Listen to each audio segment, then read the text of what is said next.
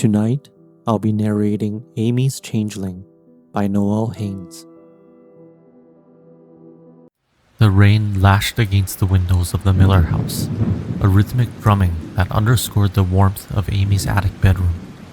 Inside, the air smelled of salt and vinegar chips, cheap vanilla candles, and the electric buzz of teenage energy. Anna, Missy, and Danny were sprawled across a fortress of sleeping bags and mismatched pillows. It had been 4 hours, and they had been the picture of normalcy, scrolling through TikTok, debating which senior had the best hair, and shrieking with laughter. But as the clock neared midnight, the mood shifted, the laughter grew thinner, and the shadows in the corner of the room seemed to stretch. "Okay, you guys," Danny said, hugging a plush velvet pillow. "No more urban legends about hitchhikers. I actually have to drive home tomorrow." "My turn," Amy said quietly. She was sitting cross-legged in the center of the circle. The flickering candlelight caught the amber in her eyes, making them oddly glass-like. Amy was the quiet friend, the one who listened more than she spoke, the one who always seemed to be observing the world from a slight distance. "A long time ago," Amy began, her voice dropping into a melodic, hypnotic cadence, "there was a young girl who believed in fairies more than anyone else in the world. She didn't see them as wings and glitter. She saw them as they really were. Ancient, hungry, and powerful." Anna rolled her eyes, though she tucked her feet deeper into her sleeping bag. "Is this a Disney story, Amy?" Anna said. Amy didn't blink. She continued her story and said, "One day, her belief caught the attention of some real fairies. They didn't like being noticed, but they loved being worshipped. They decided to pay her a visit. They lured her into the woods behind her house with the sound of a silver bell and the smell of crushed violets. She followed the trail, stepped over a ring of mushrooms, and she was never seen or heard from again. The room went still. The wind howled outside, rattling the window pane in its frame. What the girls didn't know," Amy continued, her gaze fixed on the center of the room, "was that those fairies were changelings. They steal human children to bolster their own dying numbers, and they leave a mimic behind. A hollow shell made of bark, shadow, and old magic that looks, sounds, and bleeds just like the original child." Missy let out a nervous snort. "Geez, Amy, you've been reading too much dark fantasy. You almost had me for a second," Missy said.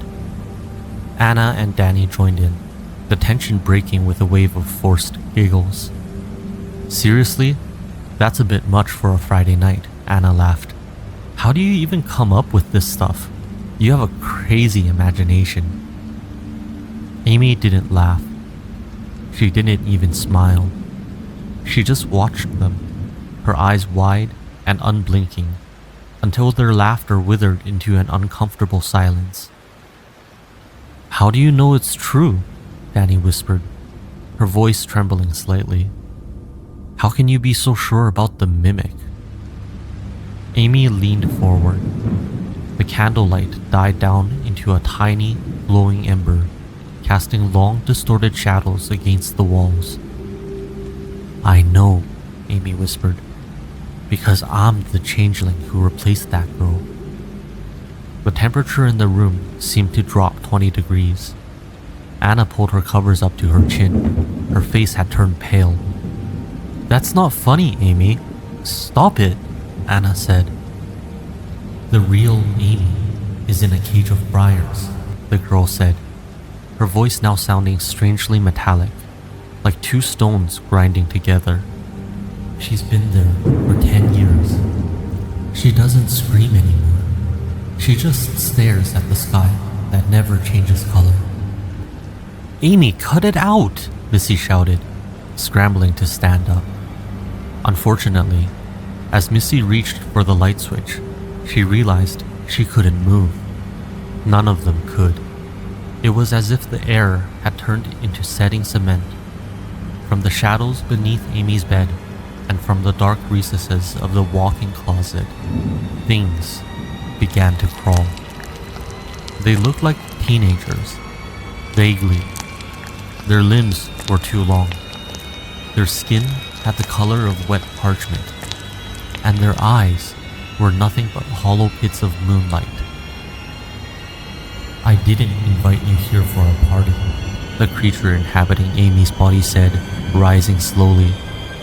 Her spine cracked with the sound of breaking dry wood. "We need more children. The hive is empty. I needed 3 more sisters to fill the gaps in the circle."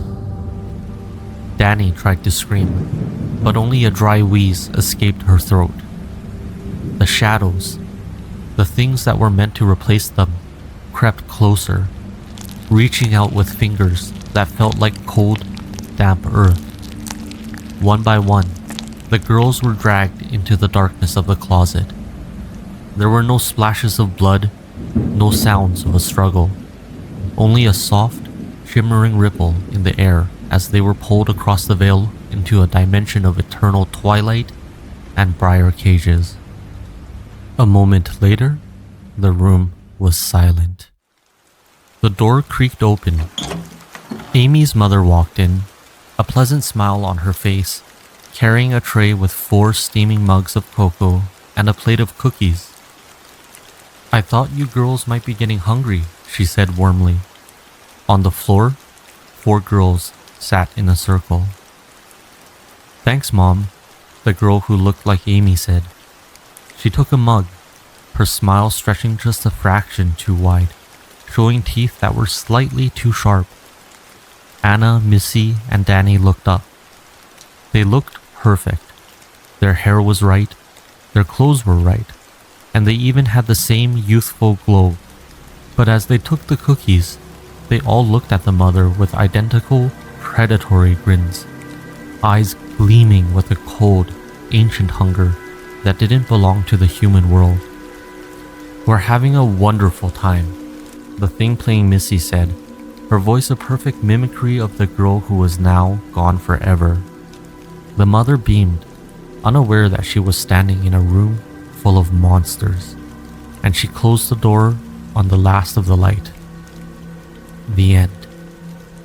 Some stories end when the words stop. Others don't end at all. If you enjoyed this story, there are many more waiting in the dark. Until next time.